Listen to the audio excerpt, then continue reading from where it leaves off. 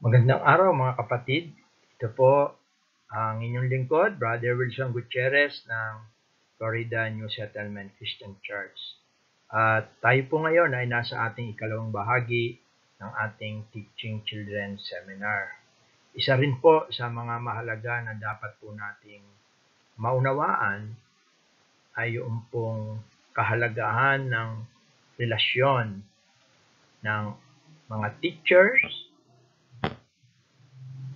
at mga childrens.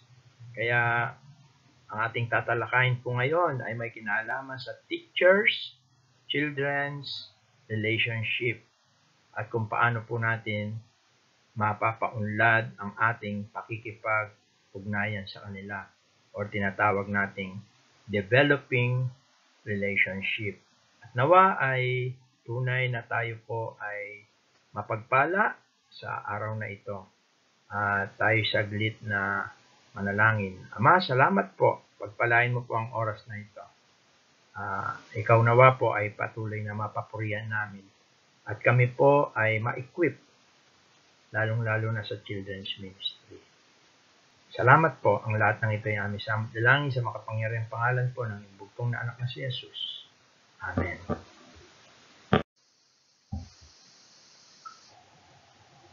Okay po. Ang una po nating tatalakayin ay yung understanding children's temperaments. Ito po ay isang napakahalaga na bahagi ng epektibong pagtuturo sa mga bata. Sabi nga, it is a vital part of teaching and ministering effectively. Magiging lalo po tayong epektibo sa children's ministry kung nauunawaan natin at alam natin po yung ibang mga pag-uugali na mayroon po ang mga bata. Tandaan po natin, sabi nga, every child is unique. Minsan iba-iba po ang kanilang pag-uugali. Pero hindi po ibig sabihin niya na mayroong maganda o may pangit. Sabi nga po ng salita ng Diyos sa Psalms 139 verse 14, we are all wonderfully made. Lahat po tayo ay ginawa na kahanga-hanga ng Diyos. Mayroon tayong kanya-kanyang tinatawag na unique personality. Pero napakahalaga na sabi nga, recognizing different temperaments helps teacher to connect rationally and to meet their needs. Isa po ito na malaking bahagi na makakatulong sa mga teachers, assistant, o maging kung ikaw ay mayroong nakababatang kapatid, or kung ikaw ay magulang, mayroong kang mga anak, ito ay makakatulong sapagkat tulad nga ng ating nasabi kanina, madali tayong makaunawa sa kanila. Madali tayo na makatugon sa kanila. Kaya mahalaga, alam natin po yung mga different temperaments. Ano po ba yung ibig sabihin ng temperaments? What is temperaments? Ito po, ang sabi rito, refers to individual innates o yung inborn o yung a child natural personality. Ito raw po yung kanilang temperaments ay inborn na pag-uugali o kalagayan bilang isang bata.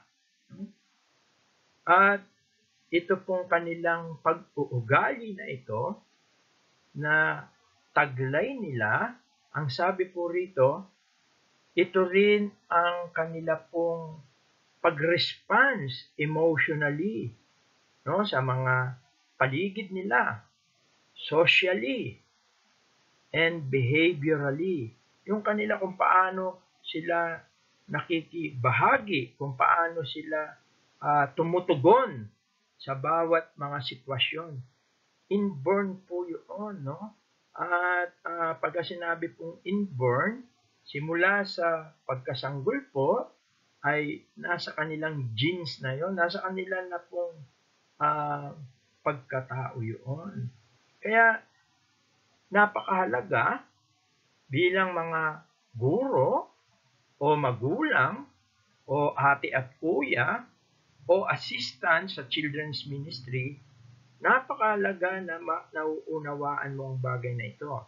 Dahil ang sabi nga rito sa ating pangatlo na under in understanding children's temperament, yung ating subpoint, understanding temperaments help us to, number 1, respond more effectively. Pagka sinabi nating respond, makakatugon din naman tayo sa kanila na epektibo. Matutulungan natin sila effectively para ma-develop din yung kanilang mga attitude. At kapag nauunawaan natin yan, alam natin kung paano na tayo makikitungo sa kanila. Kaya nakakatulong din ito sa atin bilang mga guro, magulang, ate o kuya, nare-reduce yung tinatawag na frustration. Yung frustration parang nabibigo tayo. Parang nahihirapan tayo kasi. Dahil lalong nagiging magulo. Hindi natin alam kung sino yung haharapin natin. At dahil mali nga yung ating pagtugon, yung pag-response. Kaya napakalaga na nauunawaan natin yung kanilang mga pag-uugali, yung kanilang mga attitude, yung kanilang pag-response sa mga bagay-bagay. Kaya nakakatulong ito sa atin. Pagka ang bawat isa ay kilala natin, alam natin, nakakapag-create tayo ng mga pamamaraan para sila ay matulungan.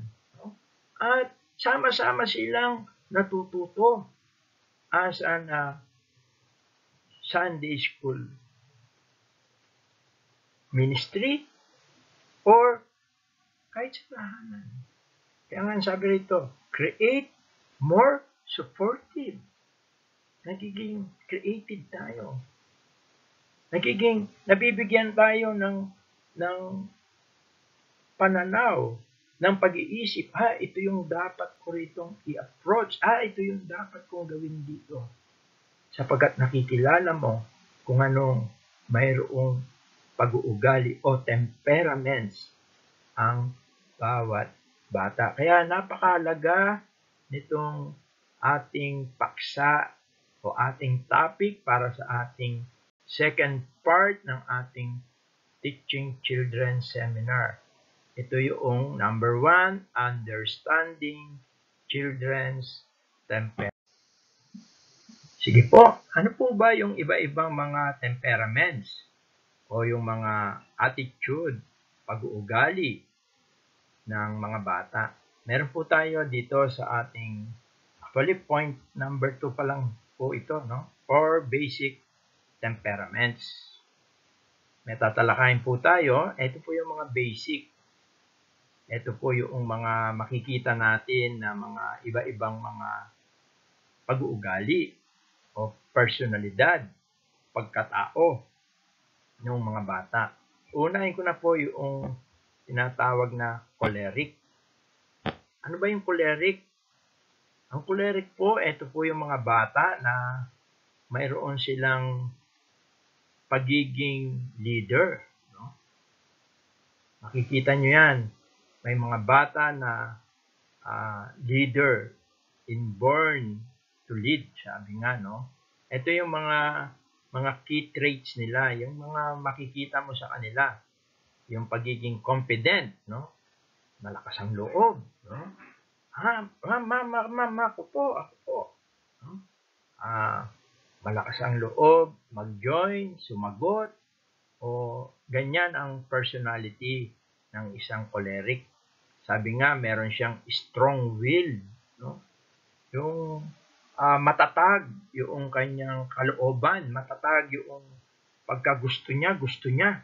Yun. Pagka sinabi niya, ma'am, ako po. Yan. yan. Kailangan aware tayo, no? Kasi ang mga choleric na mga bata, yung mayroong ganitong temperaments, ay mayroon silang matatag. Gustong-gusto nila yung isang bagay ay gusto nila ay magawa nila, makuha nila, makamit nila. No? Kasi mga goal-oriented din sila. Pag sinabi natin goal-oriented, halimbawa gusto nila, kung may star yung isa, gusto niya may star din ako. Kung sumagot yung isa, gusto niya ay mayroon din siya. Ganon yung may mga goal-oriented. Ang ibig sabihin, gusto nila ay nakakasabay at nakakalagpas pa sila sa iba. At decisive din sila. No? Talagang pagka sila ay ginusto nila, yung kanilang pagdidesisyon ay very strong yon. No? Kaya napakaganda na makita mo sa mga bata ito. Ito yung mga nilagay ko na rin, yung mga strength, natural leader, passionate, like to be in charge, no? Yan yung mga bata na ganito. At kaya lang, mayroong mga challenges kasi nga bossy, parang leader-leader, siyempre dominante yan. Kaya lang, ang mga challenges na meron sa kanila yung sila ay impatient. Yan, impatient. Ibig sabihin ay sila ay madali silang madismaya. Sabi nga, easily frustrated. Kaya dapat medyo alert din ang isang teacher pagkarating po sa mga ganitong klase po ng bata. Kasi pagka hindi mo sila napagbigyan, yung gustong-gusto nila, medyo madali silang napoprostrate. Kaya ang pinaka-best approach, sabi, give clear instruction. Bibigyan natin sila ng malinaw, isa-isa, dapat detalye. Hindi pwede yung, gawin ninyo to mga bata, isulat nyo. Hindi, isulat nyo, ito yung isusulat ninyo. Ipapasa nyo, iipunin nyo, at ay papasa nyo. Dapat complete instruction. Pagka sinabi natin, kukulayan lahat. O pagka sinabing, huwag niyong kulayan yung iba. Kaya dapat meron tayong mga clear instruction. Use positive, sabi rito, use positive reinforcement, not power struggle. Ibig sabihin, pagka meron ka rin bata na, bawa, groupings, may mga bata, nag-group sila, or pagka naglalaro o merong mga ginagawa, huwag mong pagsasamahin yung parehas na ganito. Eh anong mangyayari? Yung bossy yung isa, bossy rin yung isa. No? Confident yung isa, confident din. Gusto nung isa, ganito, gusto rin nung isa, ganon. Yun. Doon nagke-create kung minsan yung unorderly, yung kaguluhan. Hanggang sa mag-aaway yan. Kaya pagka alam mo itong choleric, no? Pagka sinabi mo, halimbawa, 4 sila sa klase na mayroong ganito. Alam mo, sige, si ganito sa group 1 ang leader ninyo, si ganito sa group 2 yung leader ninyo. Kasi, pagka ang ginawa mo, isa lang yung ginawa mong leader, anong sabi rito sa challenges? Easily frustrated, impatient. Minsan ay sayang yung pagiging active nila. No? Kaya napakalaga na we must need to observe them. Observe them. Makikita nyo yan. Pagka medyo may kalikutan at mayroong parang bossy siya. Itong mga tinatalakay natin, makikita natin. Kailangan ay alam natin siyang i-approach. Alam natin yung maaring mangyari sa kanya. Alam natin kung ano yung mga strength niya, yung mga traits niya. Pagka yan ay lubos nating natutunan, palagay ko, may mga susunod pa na mga teacher na magtuturo sa mga bata sa mga darating na panahon. Ang number 2 po ay tinatawag na sanguine. At may nakita ako na parang quotation. Sabi, the social butterfly. No? Ang alam lang natin sa butterfly ay lipad ng lipad, dapo ng dapo, kung saan-saan. No? At yan yung isang temperaments. Ang tawag ay sanguine. Ang mga key traits niya, sabi rito, talkative. No? Madaldal, kwento ng kwento. Kahit saan sino yung makausap niya, kwento siya ng kwento. At yan yung talkative. No? Kaya even sa mga school, sa classes, mayroong mga ganyan, talkative. At napakaganda na alam mo dapat yan. At kilala mo kung sino yan. Para may marinig ka pa lang kung minsan, kahit nakataligod ka, alam mo na kung sino yung maingay. At ang aking ginagawa minsan nung ako'y nagtuturo, lagi kong minimension yung pangalan niya. No? Halimbawa, Hoy, Wilson! Pagka narinig pa lang niya yan, parang alam niya na pinabawalan na siya na yung pagiging talkative. Outgoing, no? Malikot sa aparato. Kung minsan ay iniikutan niya yung buong class at pinakikialaman ng lahat, no? Merong mga ganyang mga bata. Minsan napakahirap na nasawayin yan. Pero kung alam mo siya, kilala mo siya, eh maganda yan. Sabi nga, nagkakaroon tayo ng creative na instruction. Minsan, sila yung sinasabi natin na, halimbawa, Wilson yung pangalan ng talkative, ha? Wilson, bawalan mo yung mga maingay, ha? Pagka ano naman niya, si ganito po maingay, ha? Ganyan yan, no? Pero, kasi enthusiastic siya. Sabi nga, fun-loving. Ayan, kaya mapagmahal naman yung mga ganyan. Kaya yung mga strength niya, friendly, creative, ibig sabihin na matulungin siya, no? Tumutulong din siya. Pag may nakikita siyang nahihirapan, tinutulungan niya kahit hindi mo naman sinabing tulungan niya. Kasi malikot, full of energy. Hindi mo mapipirmi sa isang tabi yan. Kaya madalas yung mga ganyan, sila yung mga binibigyan ng role, binibigyan ng halimbawa kung magkukwento ka, halimbawa pwede mo siyang, patayain natin dito si ganito, tayo siya. Kunwari tatanungin mo siya, may mga kunwari tinatanong ka. Kasi pagka hindi ka naging creative, talagang super destructive ka. Yung tatlong sinasabi mo, siya napakarami na niyang kinukwento, no? Dahil yan ang sanguine at hindi napipirmi sa isang tabi. Kaya yung mga challenges diyan, easily distracted siya. Dahil nga ang nasa attitude niya is yun, puntahan yung iba, kausapin yung iba.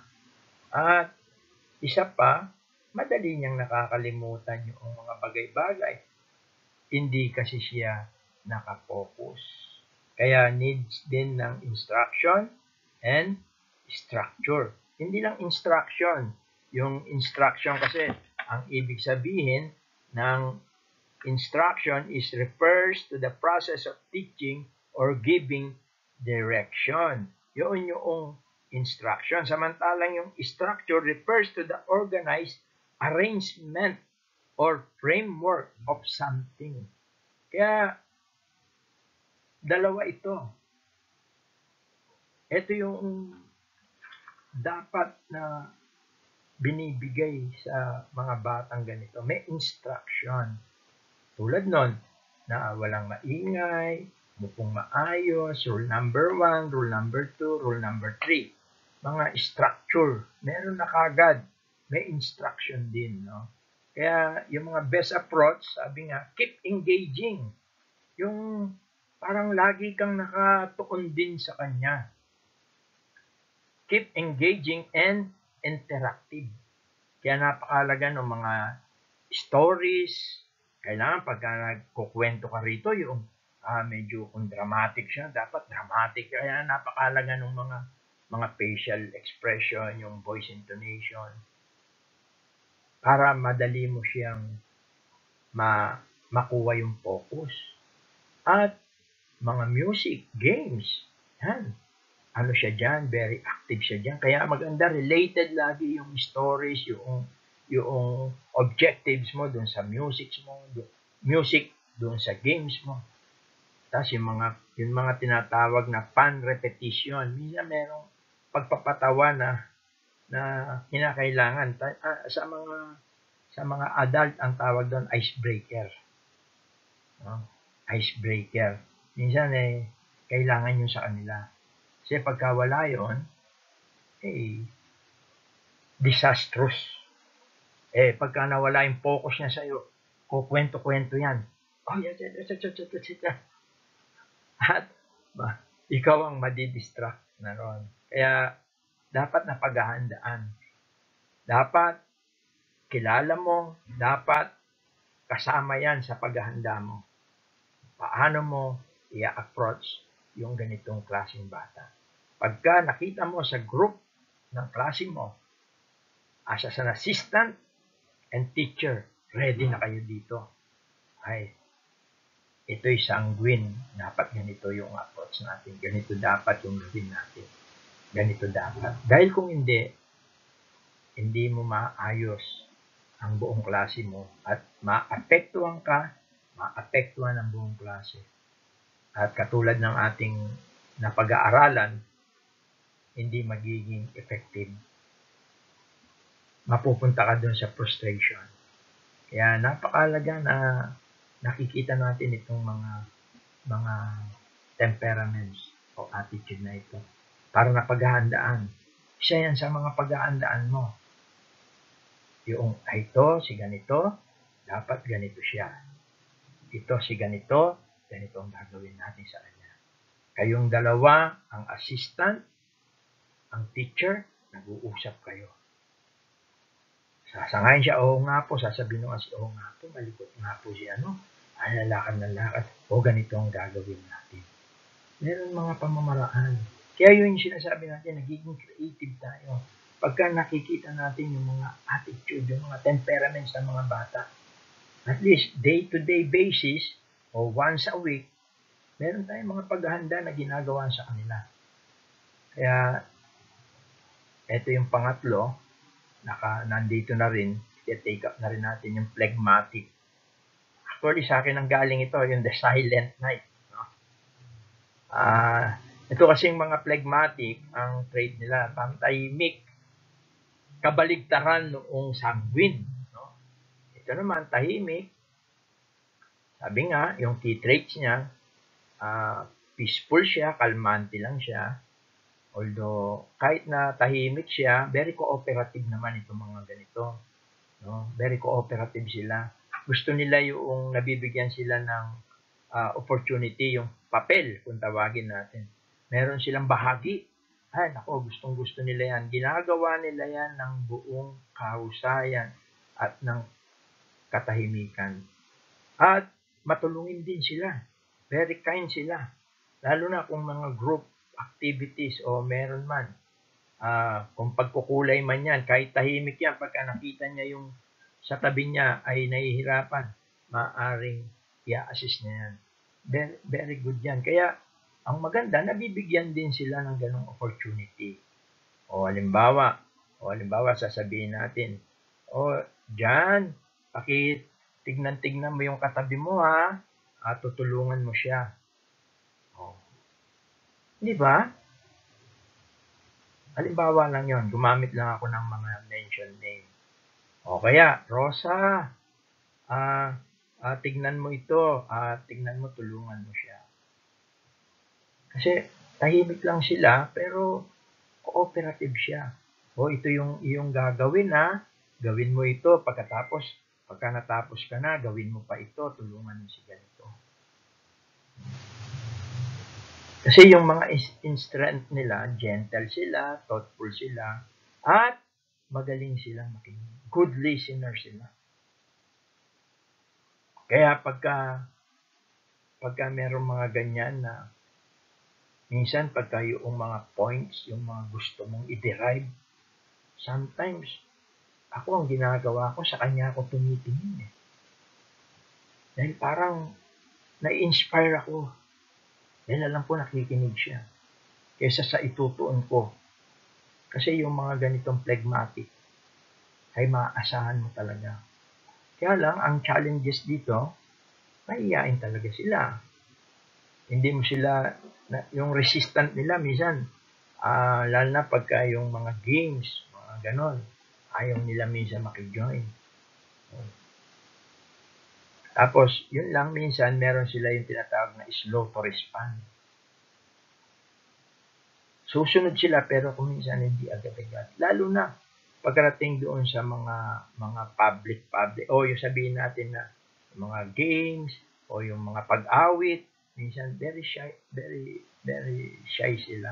Pero, nakiki-cooperate sila in a calm way, in a silent way. Kaya yung best approach dito, siyempre, be patient din. Maging sabihin natin, pasensyoso ka rin sa kanya. Kasi minsan mayroong mga bagay na yung mahihiyain siya. Kahit na alam mo siya yung nakakaalam, tatawagin mo siya minsan, hindi tatayo yan. At maging patient tayo sa kanya. Maaari mo siyang lapitan. O sige, halika rito. Matalino to. Ganito. Sige nga, i-recite mo. Minsan sa mga memory verse, ganon. Alam mo, siya, pipili, ay, tumayo ka dyan. Dito ka, dito. Tumayo, sabihin mo. Medyo harmful yon. Kasi nga, yung mga ganitong attitude, phlegmatic, is very mahiyain. Tapos, tumatanggi yan. Hindi sila nagsasalita, tumatanggi. Ayaw. Kung minsan ayaw, kahit matalino, kahit magaling. Slow to response doon sa mga gusto mong pagawa sa kanya. Kaya best approach, be patient, gentle, maging mainaw tayo, give time, huwag mong mamadaliin, encourage mo na mag-participate. Ay, alam mo, si Jennifer, mga bata, palakpakan natin si Jennifer, magaling siya mag-memory verse. In-encourage siya. Dahil alam mo na siya ay mahihain. Kaya, ito yung pangatlo. Sanguine yung pangalawa, phlegmatic yung pangatlo. Sana nag-enjoy tayo, no? Habang tayo ay nagpapatuloy sa ating teaching seminar. Sana lumalawak yung mga imagination natin at naiisip na natin, si ganito, si ganyan, ganun siya, no? Okay, nandito na tayo sa huling bahagi. Yung pang-apat sa ating mga basic, no, na temperaments. Ang huli natin yung pang-apat, yung melancholic. Yung melancholic, ito yung mga tinatawag na the thinker, no? Kasi makikita natin sa kanilang mga key traits, sensitive sila, serious sila, thoughtful sila, perfectionist sila, no? Kaya ito yung mga nag-iisip talaga rin, no?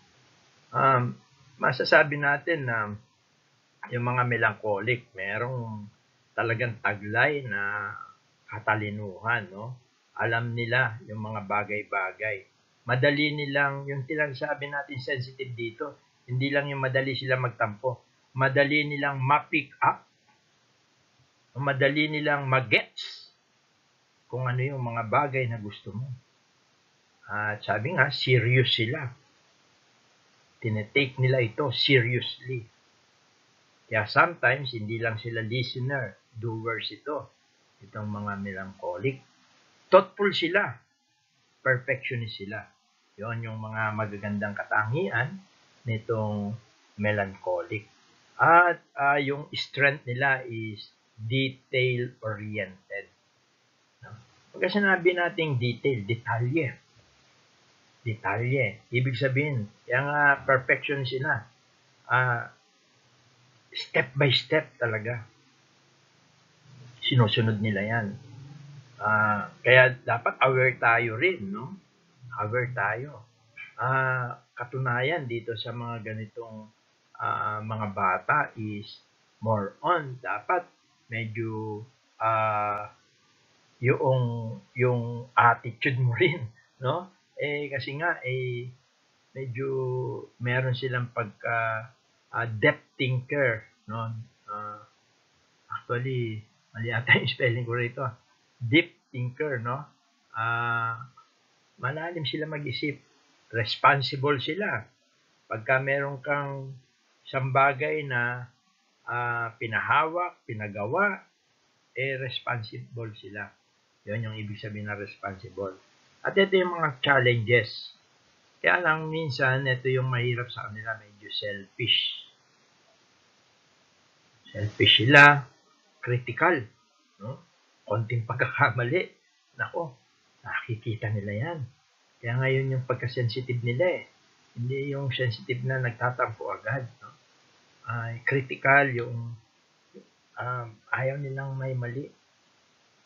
Ganyan yung marinig mo, ma'am, yung kulay niya, ma'am, lagpas-lagpas, yung mga ganyan, no?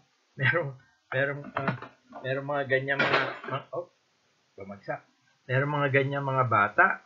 Kaya yun yung mga negative, sensitive to failure. Medyo negative ng konti yun. Kasi gusto nila perfect sila. Madali silang madismaya rin pagka yung hindi nila nagagawa. Kaya dapat ay yung best approach dito, sabi nga, offer encouragement, yung reassurance, kung mayroong mali, okay lang yan, kaya mo yan, maganda naman yung mga ganon, na nagkakaroon sila ng confidence din. Give clear instruction, dapat bibigyan mo rin siya ng clear instruction. Avoid rushing, wag mo siyang mabadaliin or wag mo siyang pe-pressurein. Yan yung mga approach. Ito yung mga ilang mga bagay, no? At itong ating conclusion, kasi gusto ko na rin wakas dito, at ang sabi nga, most children are a mix of temperaments.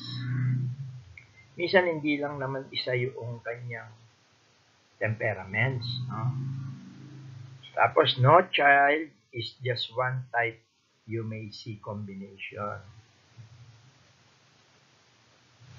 Minsan, may mga kombinasyon yung kanilang maaring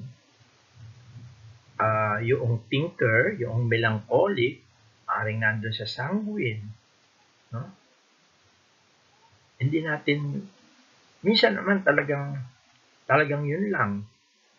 Pero ang mahalaga, yung goal natin dito, sabi nga, is not to label, but to lovingly understand and support. Hindi yung para mabansagan mo siya, oy, sanguine, oy, melancholic. No? Hindi.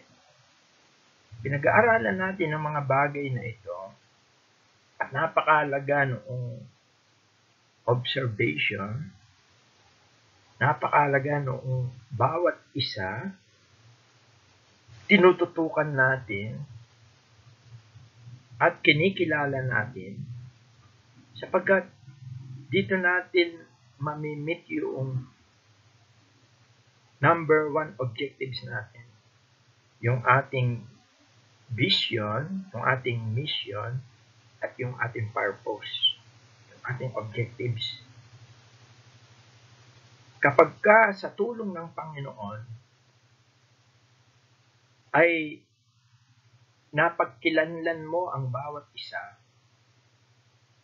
sa tulong ng Panginoon at sa karunungan na ibibigay sa iyo ng Panginoon para ikaw ay maging creative, sila yung mapaghahandaan mo every gumagawa ka ng mga lesson, every na gumagawa ka ng mga kwento.